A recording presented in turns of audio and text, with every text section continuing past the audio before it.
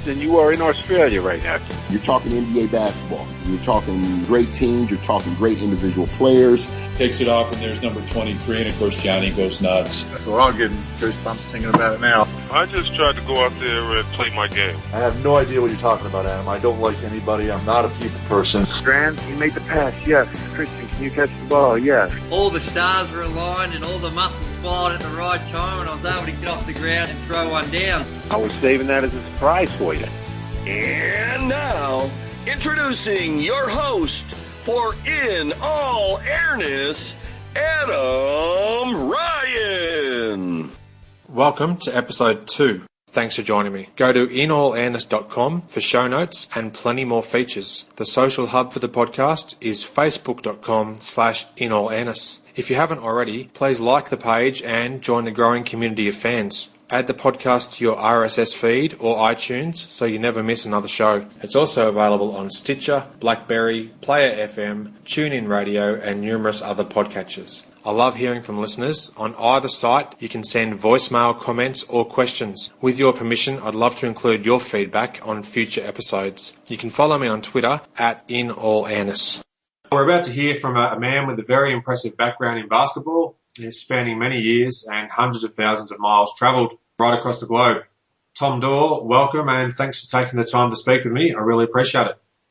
And I'm glad to. It was a great era, and it was always fun, kind of being the Beatles or the Rolling Stones rolling into town and having 3,000 or 4,000 people waiting for you, even at 3 or 4 in the morning. Now, you're an Illinois native. Did the Chicago Bulls franchise play a very prominent role in your childhood years? Well, they did, yeah. I mean, I'd go see games once in a while when we could afford it, which wasn't all that often, even back in the early days of the 70s when I was in secondary school, high school. But I really enjoyed watching them, and I got a chance to play against a couple of the guys once in a while, and you find out how good they really are. They may be bench players, they may be one of the last guys on the league, on the team, but they're still terrific players. Yeah, excellent. Now, you attended East Leyden High School in Franklin Park and spent your college years at the University of Missouri, where you were a part of the Tigers' NCAA basketball success.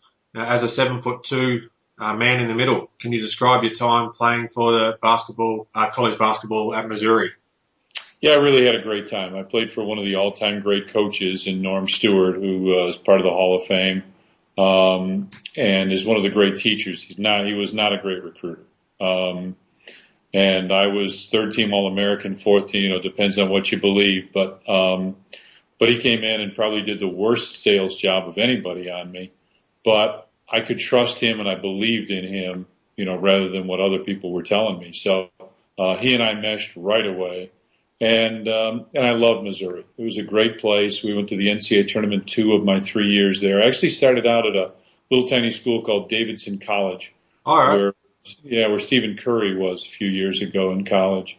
But I started out at Davidson for a year and then transferred to Missouri, and never regretted it, never looked back. Great place. Okay, excellent. I didn't actually know the background there with Davidson, so there you go, you learned something new. Just speaking of the NCAA tournament, your Missouri Tigers defeated the Notre Dame Fighting Irish in the second round of the 1980 tournament, and that team was stacked with future NBA players, including Kelly Tripucka, Orlando Woolridge, Bill Hanslick, and the Bulls' own John Paxson. Do you have some fond memories of that tournament? Oh, yeah. Well, the first game was against San Jose State, and I really had a good ball game, especially a good second half in that one. I played a reasonable amount against Notre Dame. I was more of a defender, more of a rebounder, that kind of thing. Yeah. But played in that triple overtime win, and it was a terrific win. The campus really turned out when we came back home. I remember we landed at the airport, and we saw the lights and all the people all around, and we thought, is the president coming through? What? We had no idea it was for us. And then we walked off the plane, and it was just jammed all the way through the airport out to the parking lot, and they were really appreciative of our wins, and it was really, really a neat feeling. It was great. Oh, that's excellent. And I know that in America, the college basketball, the support for it is fanatical, really. So the fans really do get into it and celebrate the team's success. Now, also, your 1980 team included some future NBA players as well, including Larry Drew, John Sunvold, and Steve Stepanovich. Could you foresee their rise into the NBA at that time? Yeah, it's interesting with Larry. When he came to Missouri, he and I went through together. When Larry came in, there's only one place that offered him a scholarship, and that was Missouri. So even the smaller schools hadn't offered him. And Larry came in and was a nice player early on, but just outworked everyone else. And by the time he was a senior, Larry was such a great player and first-round pick.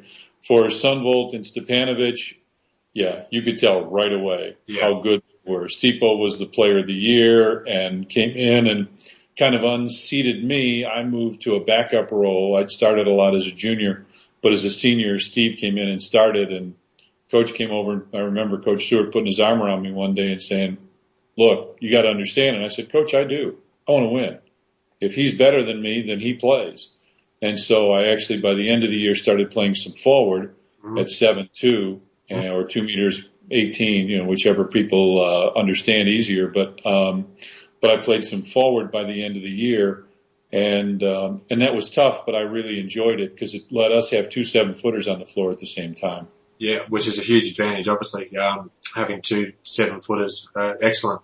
Now, just before I get into asking you about your many years of sports broadcasting, I'd like to touch on the time you spent outside the USA, specifically in France and New Zealand. After college, you decided to head to France to play in the Pro League.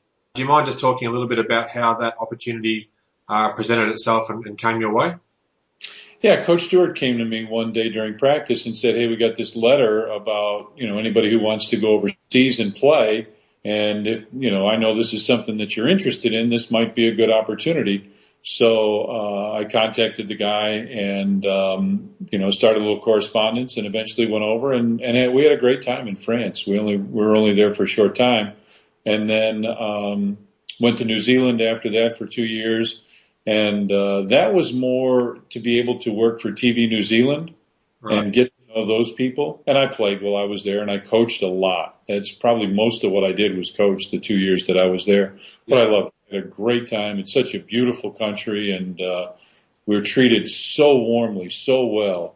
I really had a ball. I had a great time. That's excellent. So how did you find the quality of the play over in New Zealand, particularly compared to your time with in the NCAA? Was it fairly comparable or a bit lower, or how would you describe that? I'd say a bit lower.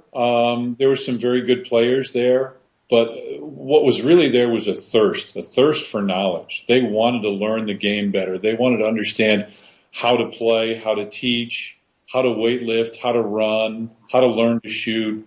And that's really where I think I probably had my biggest help there, was being able to show other people how to teach. Because as one person, you really can only teach a little bit. But if you teach teachers and people that know how to coach, you can really make a big difference. And I did that a lot with going to different clinics, going to different gyms. Anywhere I'd see kids playing basketball, I'd try and get out and stop and say, hey, I saw you kind of throw that last one. Let's work on that shot just for a second here. Yeah. And that really, I think, was more rewarding for me than anything else. I really, truly liked coaching by that time better than I did playing. Okay, that's fantastic. Now, with your start in broadcasting, where you said that you were doing some work for TV New Zealand, can you maybe just elaborate a little bit on what sort of things you were doing and how often you were perhaps on the air and what that was like at the time? Yeah, we did a game a week, and I broadcast the Commonwealth Games and the Olympic tryouts. And the Olympic tryouts was actually pretty sad. They didn't have many players at the time, and they knew that they had no chance. But it was interesting to see how they went about picking players, and I talked a lot to the coaches about, here's some drills you may want to do. Here's some things you're going to need to do because you're not going to win a game in the tryouts, or maybe you beat Fiji or, whoever you're going to play against. Yeah. But you're not going to beat Australia. You're not going to, you have no chance to move on. So here's what you need to do to be able to start moving on. And that was really good. But what the main job was to broadcast the same league that I played in. Mm. So I would broadcast games, and then they would broadcast our games, obviously once in a while. Yeah. And I remember my analyst used to just kill me. He used to just murder me. That's what he says you got to do. Why would he do that? That kind of thing. Just killing me.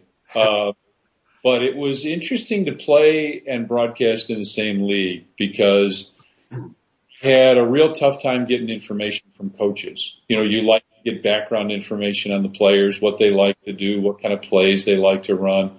And these guys wouldn't tell me anything because I'm the captain, player, coach for my team. Yeah.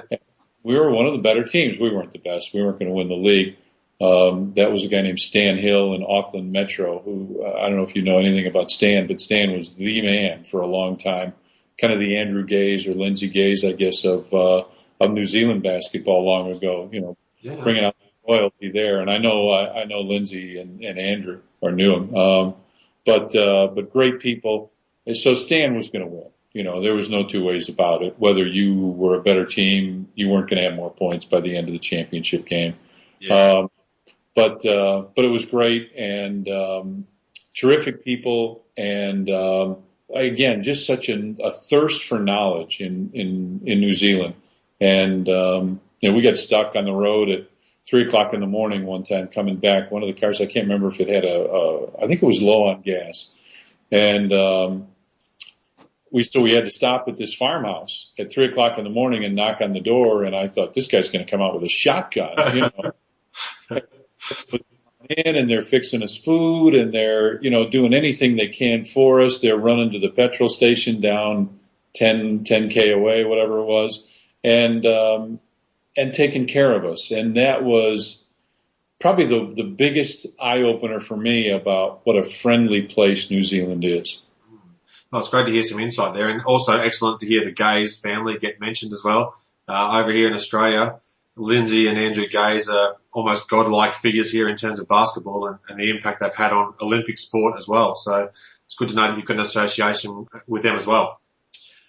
People and really, really forward thinkers in the sport of basketball in Australia.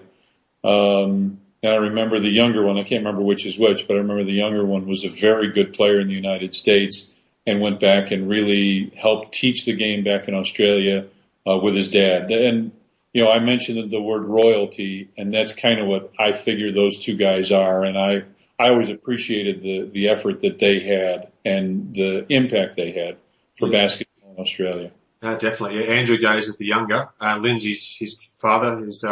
Andrew played at Seton Hall in the late 1980s. So he was went over for a year and played at Seton Hall there, and they got to the final game, I think, against Glen Rice and the Michigan Wolverines, from memory.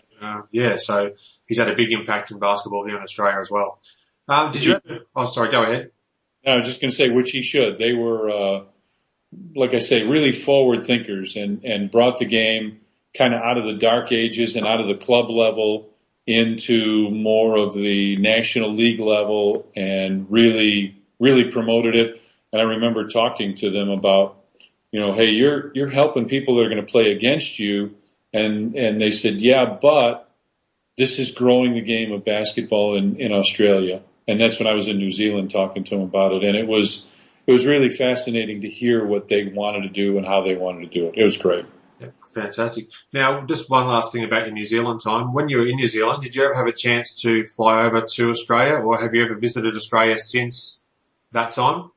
Never been. My wife and I really wanted to come over, but, when I was there, literally I was coaching 5 or 6 teams at a time. And, once basketball season was on, there wasn't a free weekend.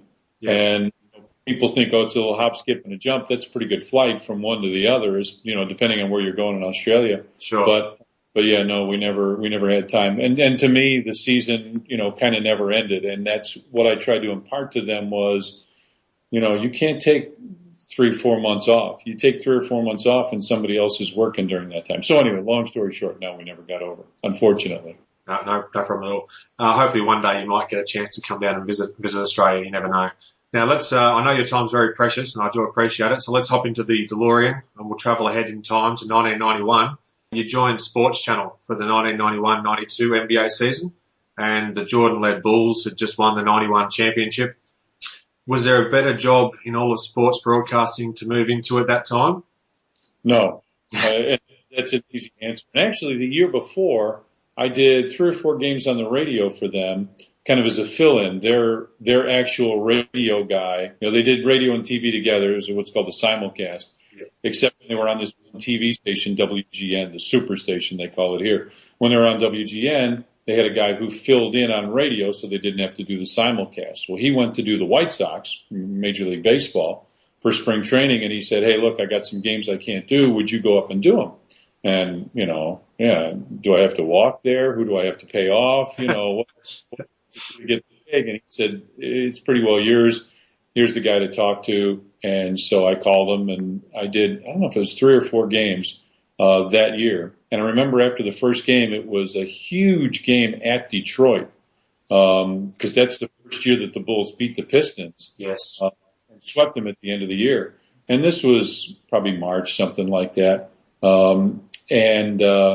I got on the bus afterwards, and Michael Jordan sat right across the seat. We're just talking across the aisle on the bus, and we just talked about basketball, and we talked about the game and what I saw and what he saw. And it was the start of a really good friendship, and a guy that for most of the time that he was on the team either sat right across from me or right behind me on the bus and on the plane, and he was my buddy. This was the guy that I worked with. He wasn't obviously he was the superstar, but he was also the guy that when I'd sit down to get ready to do a game, he'd come up and mess up my hair or, something stupid into the microphone just as we're about to go on the air.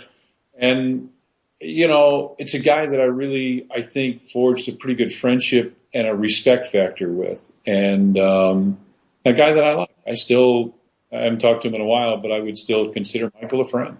Oh, fantastic. It's just great to be able to hear these sort of insights from someone who was so close in with the team. And I've been a massive Bulls and Jordan fan for, going over 20 years now, since I sort of started first watching basketball on TV here in Australia. And to hear this sort of stuff and have a chance to speak with you, it's just an awesome experience. So again, thank you very much for that. Now, speaking of some more broadcasting, it'd be remiss of me not to mention Jim Durham, who sadly passed away very recently. JD was arguably one of the greatest play-by-play men of all time. Was it a difficult task to begin your role with Sports Channel as the man who took over from JD at that time? Yeah, when I came in to do the couple games on radio, he talked to me about this, and he said, "There's a decent chance I'm not coming back.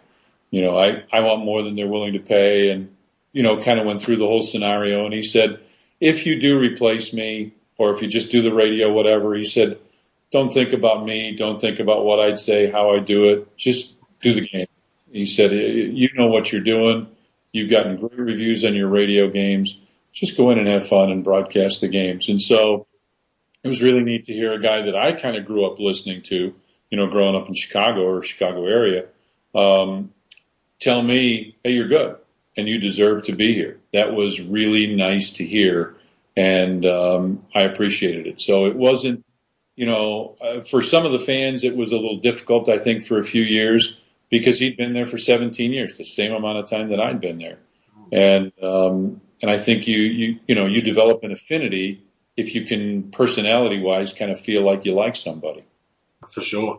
You're a regular companion on air at Sports Channel, and then later with Fox Sports Net Chicago and Comcast Sports Net was the legendary Johnny Red Kerr, who you affectionately referred to as the Redhead. Can you recall your first meeting with Johnny? And also, can you briefly describe the ensuing relationship that developed, please? Well, the first couple of times we talked was when he was on TV and I was on the radio, and we didn't, talk a lot. But as time went on and we became partners, Johnny liked to be the center of attention. He liked to be the guy that made everybody laugh, that, everybody would want to go to and sit next to him on the plane. Yeah. That's what he wanted, was to be that guy. And so I had no issues with that. I didn't have to be the center of attention. I didn't have to, I didn't care about any of that stuff. And with that, Johnny never failed to introduce me to a guy that I needed to talk to. "Hey, you need this? I know this guy. Let me call him and I'll have him call you. Here comes so-and-so. That's what this guy does. He does this and this and this, and this is a guy you really need to get to know." I don't think he ever turned me down for anything like that. and I don't think he ever failed to open doors when there were doors to be opened. That's the professional side. The personal side was he was my breakfast, lunch, dinner, golf. So we'd go swimming once in a while in the hotel, not very often. But whatever it was we were going to do, we went together. Yeah. Wherever it was, whatever it was, he was my constant companion on the road. And that meant the world, you know. And to lose him, I was driving down the road, and we knew it was imminent. You know, there was no doubt it was almost any day when he passed. But I remember I was driving down the road in the town that we lived in at the time, and I had to pull off the road and stop for 5 or 10 minutes. And I was late to where I was going, but I couldn't go on. I couldn't, you know, I had to stop. And unfortunately, another one of my great friends, Norm Van Leer, who was a great player for the Bulls, passed on that same day within a couple of hours. And, you know, I used the term which has been used by thousands of people before me, but I said God obviously needed a tough point guard and a passing center. That's why both guys went at the same time. And literally it was, they announced, I think it was Johnny and then Norm within a couple of hours of each other. And what they figured, they died within moments of each other. Okay. And yeah, two really close friends. So not that it matters a lot for this kind of an interview, but yeah, I mean, for me, Johnny was the ultimate great friend and confidant, partner, call it what you want. He was all of those to me. Yeah, no, so, I mean, he obviously had an incredible relationship and working relationship as well, so it would have been a very tough time, and it was a big loss for sports in general and obviously the Chicago area too. Just in relation to you and Red, with the preparation you did pre-game or leading up to Bulls games, what sort of things would you be able to do in that preparation before you'd start calling? Well, early on it was really tough to do a lot of preparation because there was no internet back then. Yeah. Once the internet came on, you know, I'm dating myself obviously, but once the internet came through, then I was able to research some newspaper stories. Once the newspapers came online, access the game notes, players' quotes, feature articles on the players. And the real key was once satellite and cable TV came through, then I was able to tape games and watch those games. And that was a great scouting tool for me, was to be able to see what these guys were doing. You know, they held up number 4. What does number 4 mean, or that kind of thing. So I know the play, and I can talk about what's coming up. But reading the newspapers, and mostly to me, what I do is talk to assistant coaches. Head coaches were always too busy. They had a million people trying to pull on them. But assistant coaches were guys that wanted to get a little publicity, and so I'd always, hey, I had a chance to talk to so-and-so, an assistant coach for the Milwaukee Bucks yesterday, and here's kind of what we talked about. Here's what they're looking to do. Here's how they want to move forward this season, that kind of thing. And the assistant coaches loved it. And it was huge for me because now I can show that I'm doing my homework, which is what every broadcaster wants to do. Sure. Yeah, okay. You did touch on this a little bit earlier, but what access did you have to the players and coaches during your time with the Bulls? Obviously, it sounds like you were right in amongst it, so you were pretty much carte blanche. Yeah, unlimited. I could go to practice. I could go to games. I would never go to team meetings or film sessions, but whether it was Phil Jackson, Tim Floyd, Scott Skiles, Bill Cartwright, whatever guy was the head coach, I thought I got along with very well, at least professionally, and was able to go in and say, okay, you called number 3 last night, but it didn't look like that's what happened. What did you do? What happened? You know, or at the beginning of the season, hey, who do you like? What are you trying to do right now? You know, whatever it was. I mean, I was on the same plane with them, on the same bus with them, eating dinner a lot of times with them on the road. You know, you'd get to be good buddies with them. And so if you had to be a little critical, it was a little tough at times. There were some hard feelings over that, but not too long because they understood this is my job. This is what I needed to do. I remember one night I got on the team plane and put my arm around Michael and said, hey, you had a triple-double tonight. Congratulations. That's really terrific. And he kind of looked at me like, because he always knew. Trust me, he always knew what his stats were. And he said, what do you mean a triple-double? I said, yeah, you had 28 points and 10 rebounds and 10 turnovers. That's okay. And he just looked at me like, you rotten so-and-so. And eventually he'd laugh at it. Because if it's funny, he's going to laugh, no matter if it's aimed at him or not. But But that was the kind of access I had. If we're standing there waiting for dinner, the players are there, I'm there, coaches, other announcers, everybody is all kind of in one spot. And it wasn't like, there was you guys stay in the back. It was, hey, anything you need, you come up and ask anybody you need to ask at any point in time. Okay, that's amazing. I've read some good stories there too. Speaking of Michael Jordan, are there any stories of MJ's off-the-charts competitive nature that spring to mind from your association with the team and time spent with him? I know you could probably list hundreds, I guess, but is there any particular ones? Well, I think the thing that more than anything, when I'd watch him practice, was how competitive he was in practice. And to him, that was his preparation time, was weightlifting, running, and practice. And so Michael wanted to be sure that everybody understood that when you came to practice, you came to work.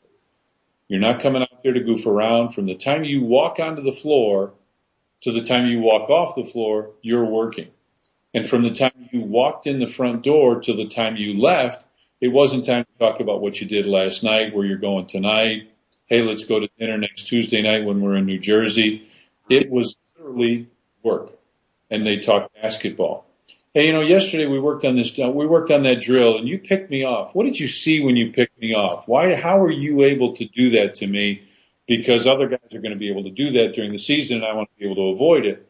And so this was one of his favorite things to do, was to go through stuff like that and then walk out onto the floor and go through that same drill with somebody and say, okay, let's do it again. I didn't get it. I don't understand what you did. Now, he may not really have needed all this practice. He may have thought you needed this practice. You needed the practice.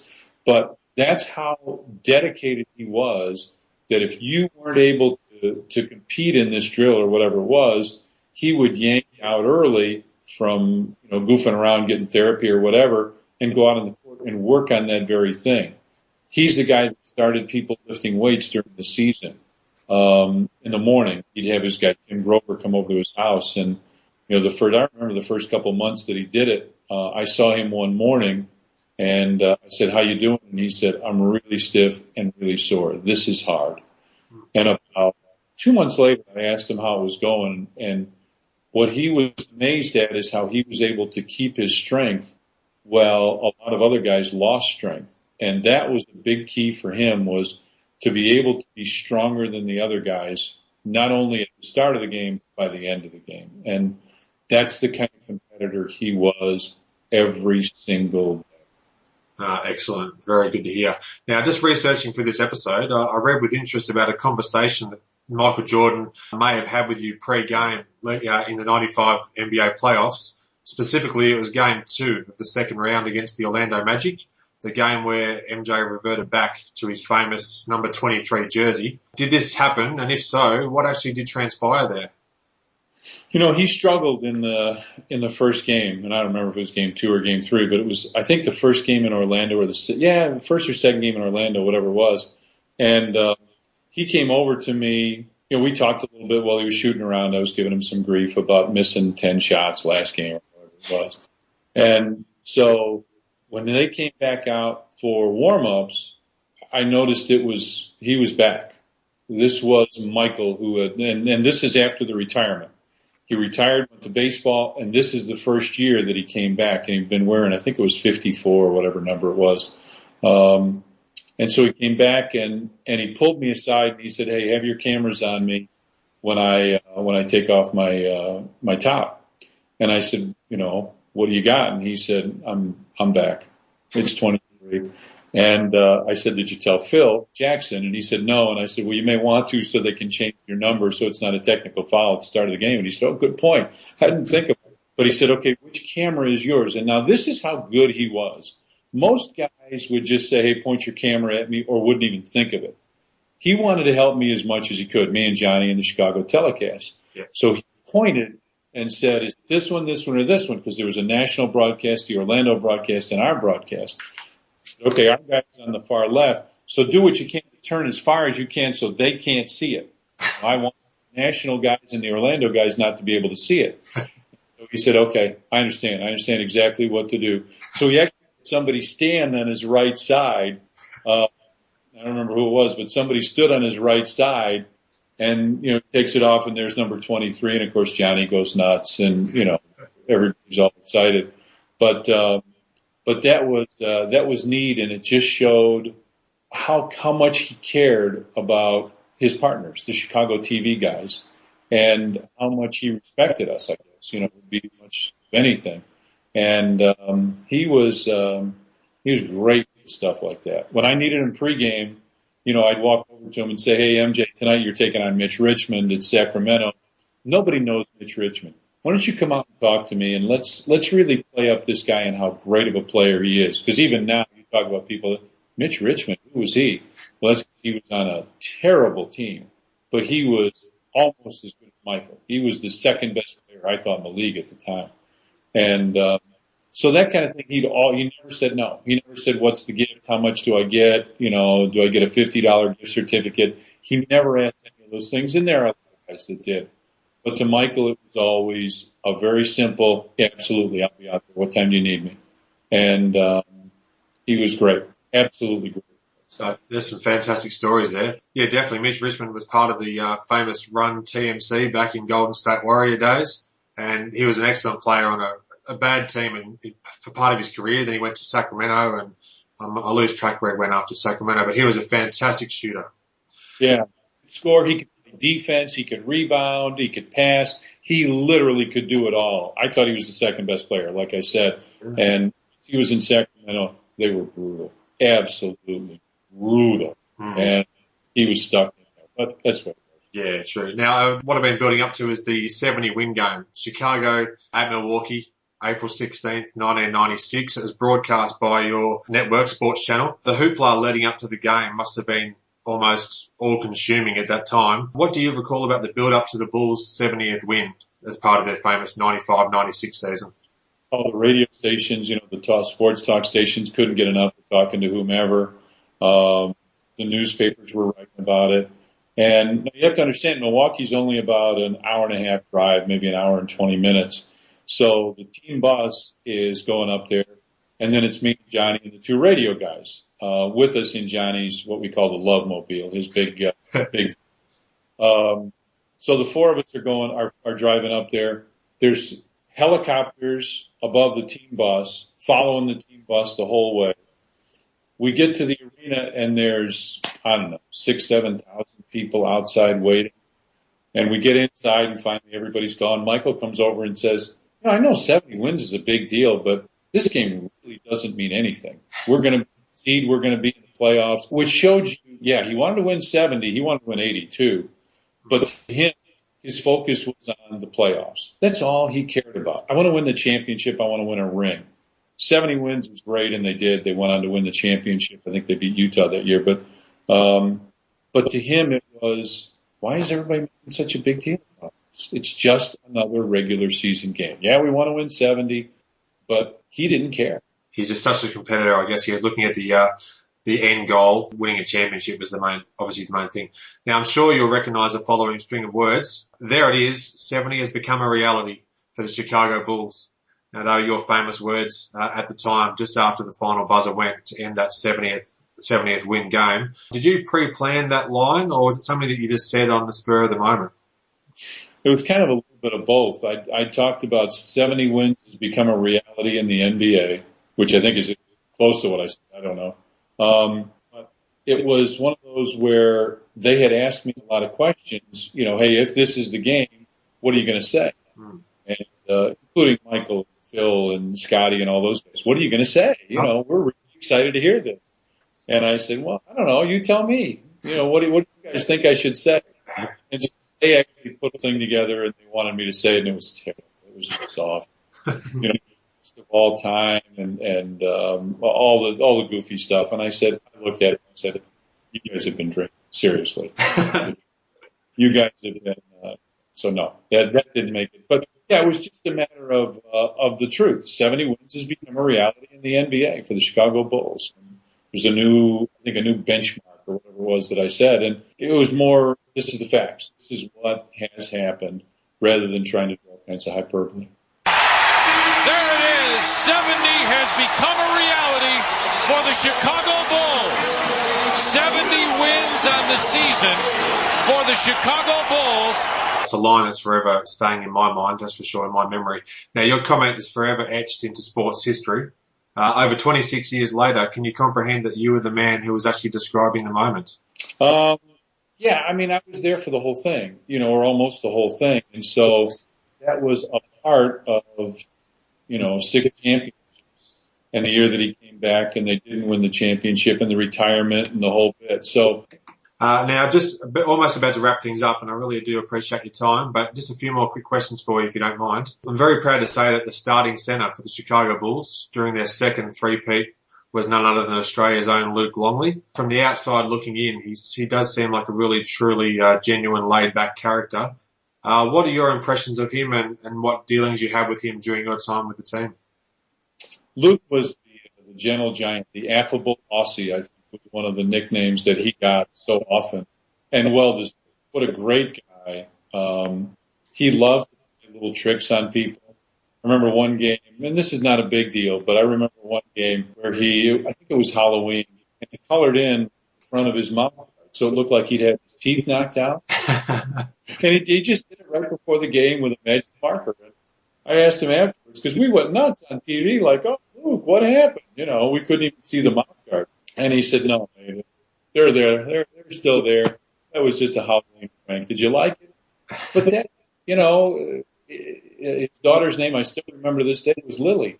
And to Luke, it was, we'd get on the plane afterwards, and, a lot of guys are calling the women or doing, whatever they're doing, calling their buddies. He was calling to talk to his daughter when his wife was tucking his daughter. That's Luke. But he was a great guy. Just a terrific player. All right, very good. It's good to hear that he made a good impression on you. Now, just speaking of Australians who have played in the NBA, another Australian who did play with the Bulls during the 99-2000 season was Chris Anstey. Now, I've got a Twitter question from one of my followers, a friend of mine, Tom Reed, and he just wanted to know, do you recall Chris and his time at the Bulls? And if so, can you tell us anything about his nature and the time that he was with the team? Another super guy. Chris was one of those that people really liked. Was not a great player, but a good player. He played a role with the Bulls and did a lot of good things for the team. And just a super guy. I still talk to him every once in a while on Twitter. I think Chris is one of the classy guys that played in the NBA. Fantastic, guys. Good to hear. Now, at the moment, he's the new head coach of the Melbourne Tigers in the National Basketball League here in Australia. So he's going on and doing good things. That's about it for the time being. Thank you, Tom. It's been fantastic chatting with you. And I thank you again for taking the time to reach out and chat with me here in Australia. I wish you continued success with whatever you do in the future. And I know you're very busy with a lot of things that you're doing now. And if we had more time, we could elaborate on that. But thank you very much for the time you have spent chatting to me today. Adam, more than happy to. I appreciate the invitation and keep up the good. Thanks for listening. I hope you enjoyed the show and share my web address with your friends and colleagues, inallairness.com. Check out the podcast archive for plenty more episodes with high-profile guests. Follow me on Twitter @inallairness. Please visit the show's social hub, facebook.com/inallairness. Join me next time for another edition of the show.